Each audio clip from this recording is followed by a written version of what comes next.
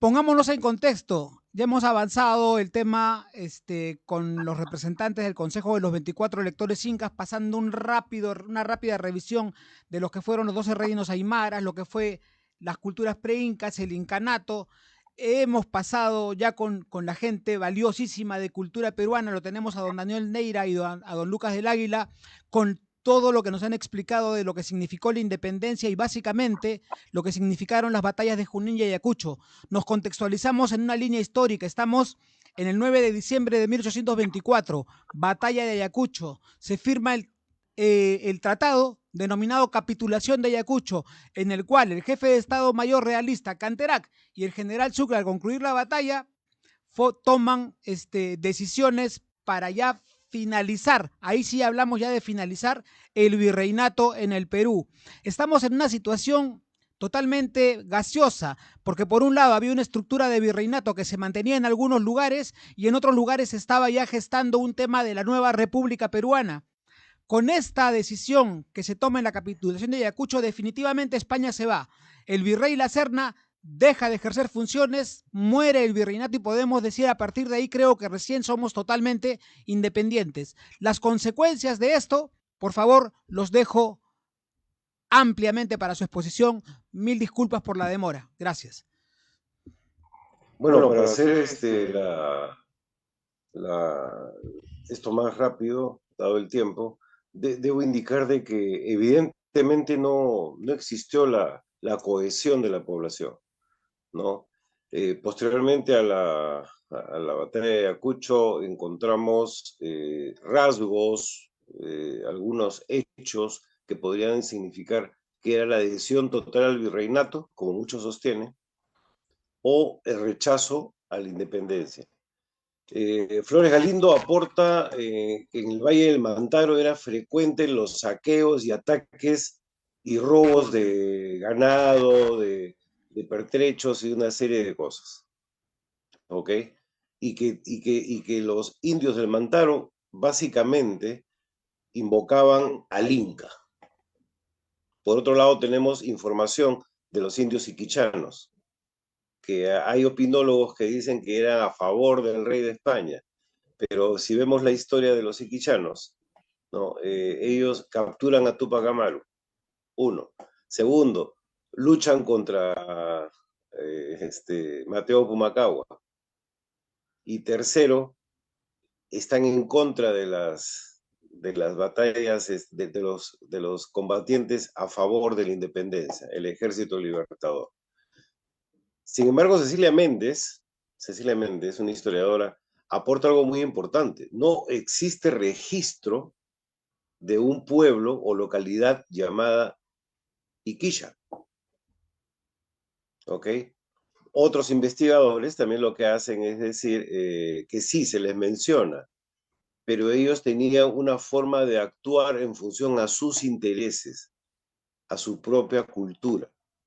¿Ok?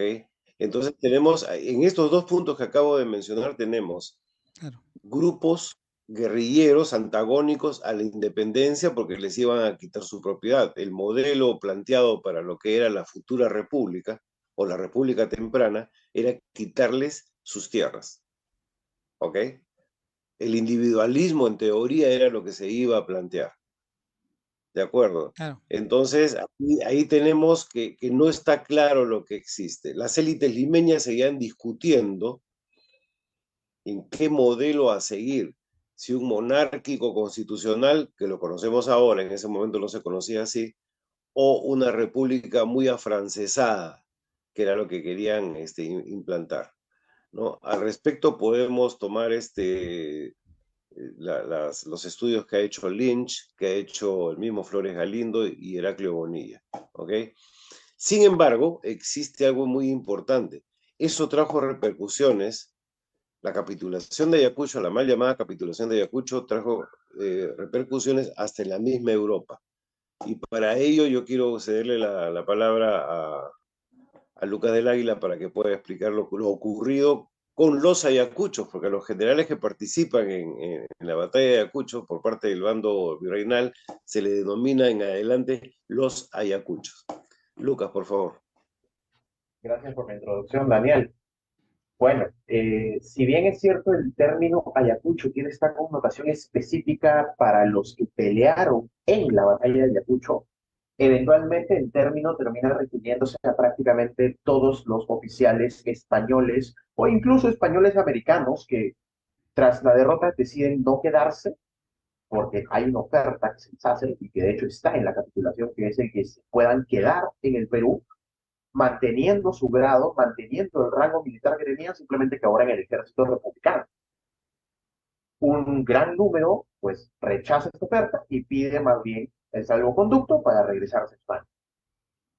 Pero hay todo un proceso en el que estos ayacuchos regresan, son enjuiciados por lo ocurrido en Ayacucho y se presentan ante la corona en una situación en la que tienen que congraciarse con la corona. Ha regresado al poder en 1823 después de un trienio liberal de un periodo de 3 años, entre el 20 y el 23 en el que en España gobernó la Junta, pues la Corte de Cádiz. El trienio liberal termina justamente por un golpe de Estado en el que Fernando VII asume el poder absoluto de nuevo y empieza la llamada década ominosa, también conocida como el decenio absolutista, entre 1823 y 1833. 10 años de control absolutista bajo el gobierno de Fernando VII. Después de la caída Los de Pepe ayacuchos, Botella. después de la caída de Pepe Botella, de José Bonaparte, de hecho, cuando el rey regresa, pues después de la caída de Ujú. Napoleón, después de las guerras napoleónicas, se encuentra con que en su ausencia, pues han gobernado los liberales con un congreso establecido en Cádiz, con una constitución y todo esto, y es un tema muy candente, este tema de una nueva ideología que ha estado surgiendo en estas épocas, que es el nacionalista, esta idea de que la nación misma es soberana. Y a la monarquía le resulta incómoda esta idea, porque si la nación, si la patria es soberana, ¿dónde queda el soberano? Ya no tiene nada que hacer el rey. Claro, ¿y qué sucede? Que hay muchas críticas al sistema nacionalista de parte de los absolutistas, porque muchos de estos absolutistas en España viven una situación muy parecida a la del Perú, en la que no existe una autoridad central, no hay un Estado que englobe todos los poderes del gobierno, no hay un gobierno centralizado, no hay una fuerza armada centralizada. Diversos pueblos tienen diversos fueros, derechos y privilegios, y muchos de esos pueblos tienen esos derechos y privilegios porque son concedidos por la corona. Y lógicamente, si se crea una nación, un sistema nacional en el que todo está estructurado bajo una misma jerarquía, donde la ley es igual para todos, eso no le conviene a muchos, especialmente a pueblos que históricamente han ganado derechos y privilegios que otros pueblos no tienen. Ejemplo, Navarra. Ejemplo, Galicia. Ejemplo, el País Vasco. Y que, por cierto, ese debate es lo que vemos hoy cuando vemos cómo los catalanes se quieren independizar o cómo el País Vasco tuvo también y tiene hasta ahora un proceso de independencia. El hecho de que estos eran fueros muy separados, autónomos, en cierto modo hasta independientes, todos leales al mismo rey, todos leales a la misma corona, pero a su vez separados e independientes unos de otros. El problema viene con Ayacucho porque el efecto de lo que ocurrió en el Perú y en América del Sur golpea muy fuerte al orgullo nacional que estaba surgiendo en esa época.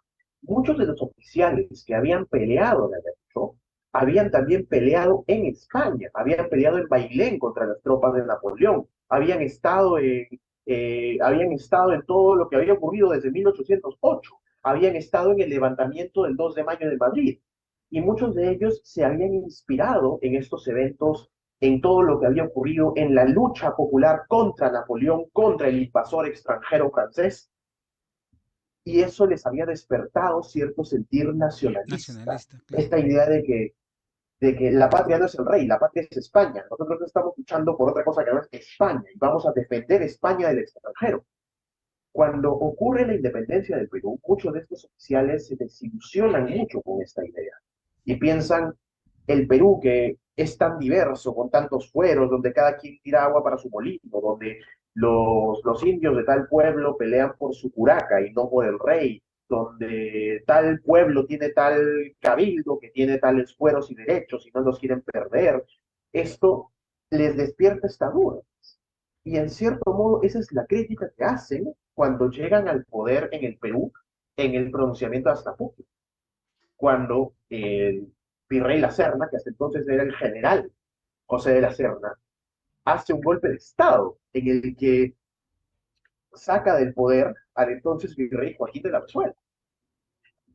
Eso es algo bastante significativo, porque la crítica que están haciendo los ayacuchos es esa. Es decir, este sistema monárquico tan diverso, tan lleno de fueros y de pueblos que tienen identidades independientes y separadas, no va a ser capaz de sobrevivir. Si queremos que España sobreviva ante los enemigos que tiene en este nuevo siglo de grandes imperios, de grandes potencias, de Estados Unidos, de Inglaterra, de la Nueva Francia, lo único que nos queda es dejar de ser un imperio y convertirnos en una nación. Y ahí viene el problema con los ayacuchos.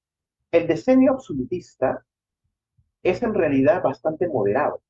No los juzga, no los encarcela y no los ejecuta. De hecho, eso genera mucho descontento entre los más acérrimos absolutistas, que más bien esperaban que el rey se pusiera el puño de hierro y hasta fusilara a muchos de sus ayacuchos.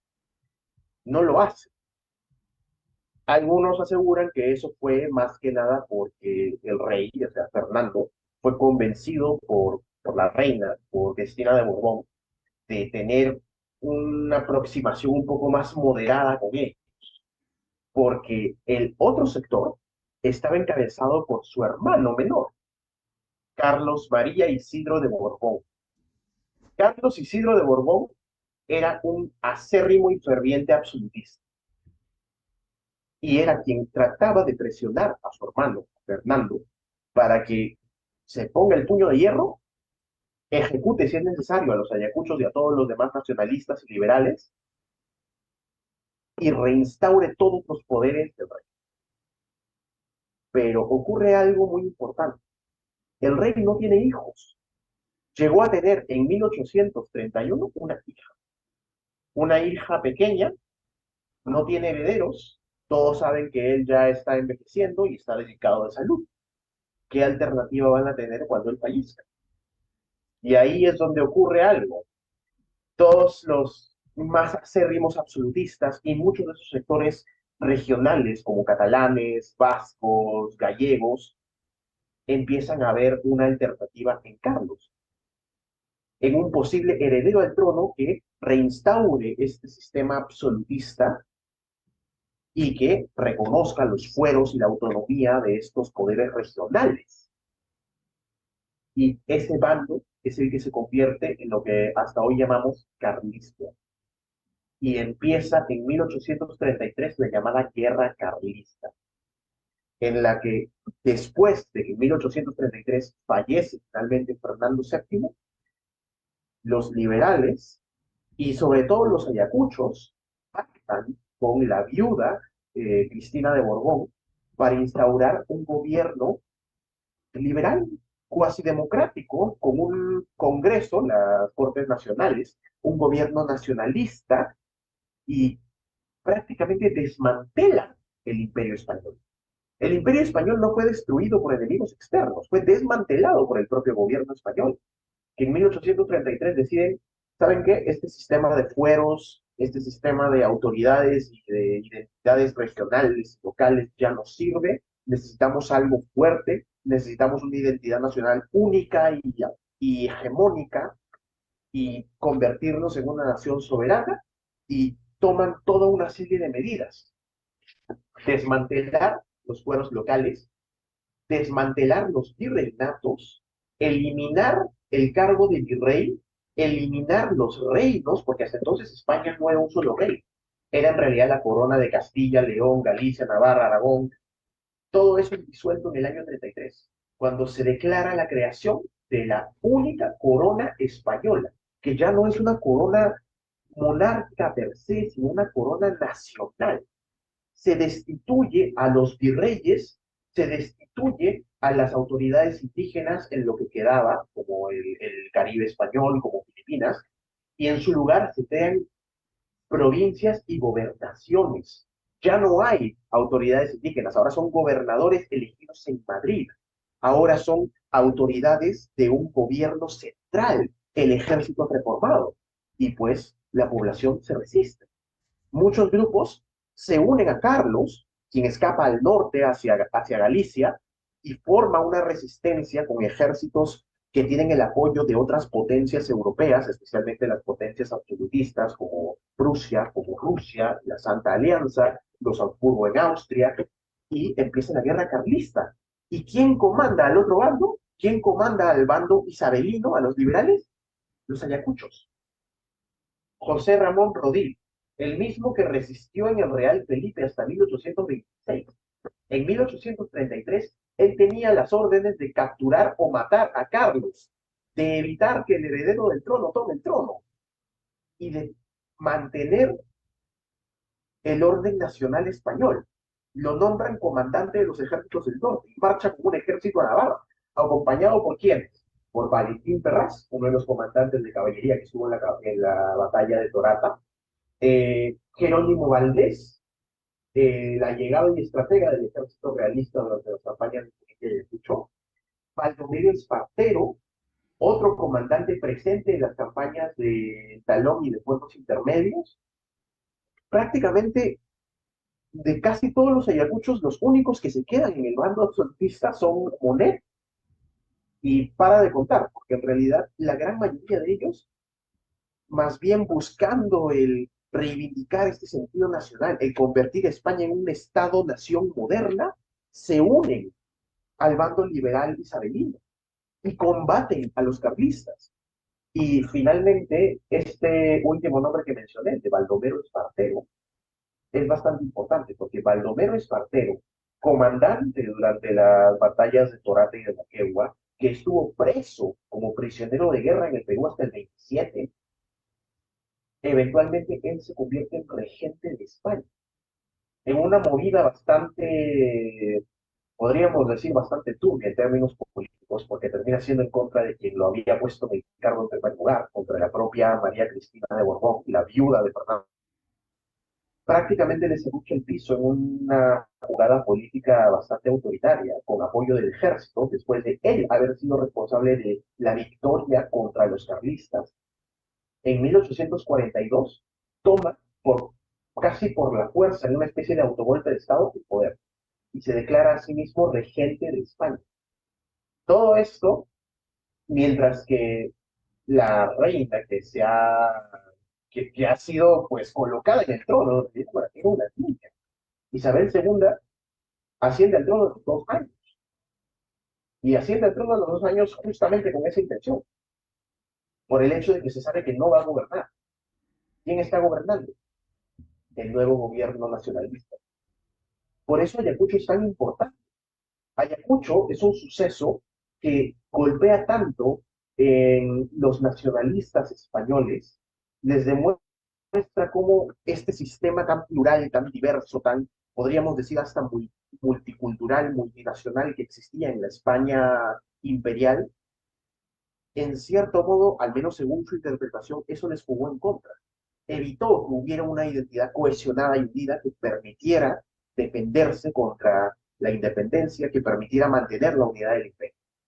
Y la solución que ellos dan es, por culpa de la corona perdimos el Perú, perdimos el imperio.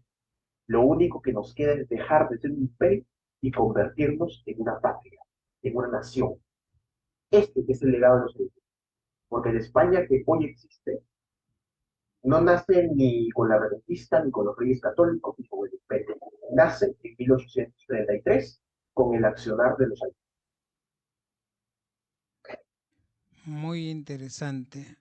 Cambia todos los esquemas esto, ¿ah? Mientras Exacto. eso sucedía, sí, sí es un tema que es novísimo. Bueno, antes de iba a dar una opinión, pero no, por favor, don Daniel, ¿qué impresiones del tema? Bueno, aquí estamos viendo. Eh, es un escenario nuevo. Creo que todos estamos nos cuentan mucho la historia sesgada, españoles malos, indígenas buenos, y por otro lado indígenas malos, españoles buenos. Hay dos bandos en lo cual se pierde la objetividad de la historia. Acá estamos viendo la historia tal cual es. Hemos pasado del análisis de lo que significó en su ejecución la batalla de Ayacucho, y ahora pasamos a ver las consecuencias. Y muchas veces ni siquiera las vemos porque las consecuencias no son analizadas de esta república temprana que tuvimos en el país a partir de nuestra independencia. Para entender cuáles fueron las reales consecuencias de la batalla de Ayacucho, hay que ver qué sucedió en España, qué sucedió con el imperio, qué sucedió con ese imperio que era el imperio español y que tenía profundas ya raíces en lo que es Hispanoamérica.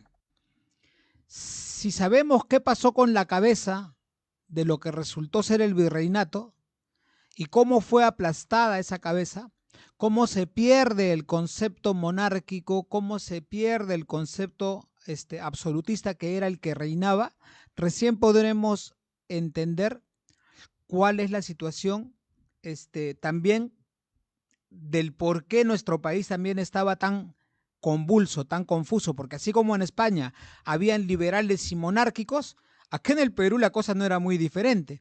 Don Daniel, por favor, lo escuchamos. En el Perú era similar y hasta peor, podría decirse, ¿no? Lamentablemente la historiografía peruana no toca esos temas, ¿no? Habían posiciones de Baquijano y Carrillo, posiciones de Hipólito Unanue, posiciones de los aristócratas criollos, y lo más interesante de esto es, y vamos a retroceder a 1821, ¿no?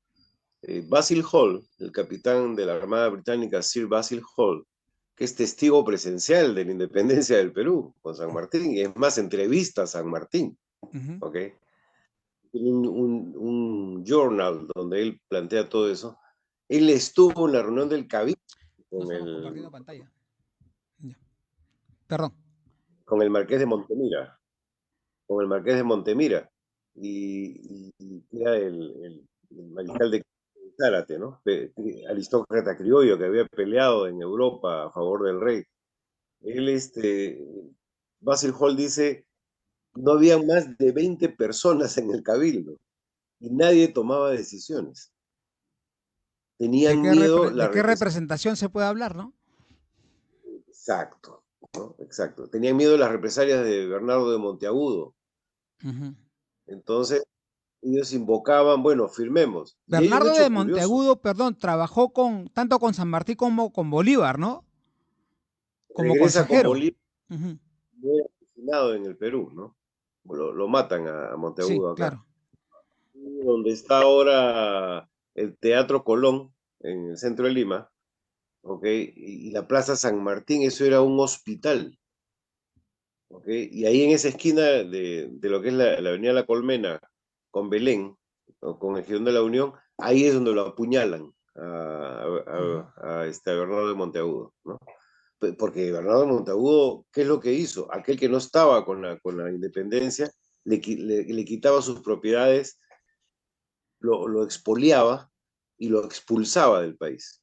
Yo les hago una Por eso, pregunta como para ir agarrando una conclusión fuerte al cierre. ¿Se podría decir que por todos los eventos que sucedieron en estas primeras décadas del siglo XIX y en las últimas décadas del siglo XVIII, podemos decir que el ingreso del modernismo, estamos hablando de la filosofía, la forma de ver individualista, la forma individualista de ver al mundo, el tema ya, estamos hablando del tema de la ilustración, las teorías voluntaristas, todo este nuevo pensamiento que deja atrás el sistema, llamémoslo, teológico de concebir al mundo, entró con sangre en el mundo y se instauró para quedarse.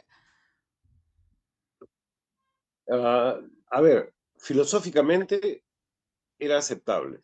Ideológicamente se trató de hacer una ideología propia peruana, pero no se concluyó. Perfecto. Los esperamos la próxima semana. Van a disculpar, el tiempo ha sido, pero media hora nos quedó, chicos. Si una hora nos quedaba, chica, media hora nos quedó nada. Ha sido un bocadito. Mil disculpas, por favor, por la tardanza. La próxima semana prometo llegar temprano. Ojalá. Tengo que coordinar con mi asistente de la oficina para que podamos duplicar esfuerzos. Muchísimas gracias. Que tenga muy buen día. Muy buenos días, Tacna. Esto fue Políticamente Incorrecto. Nos vemos el próximo sábado. Muy buenos días.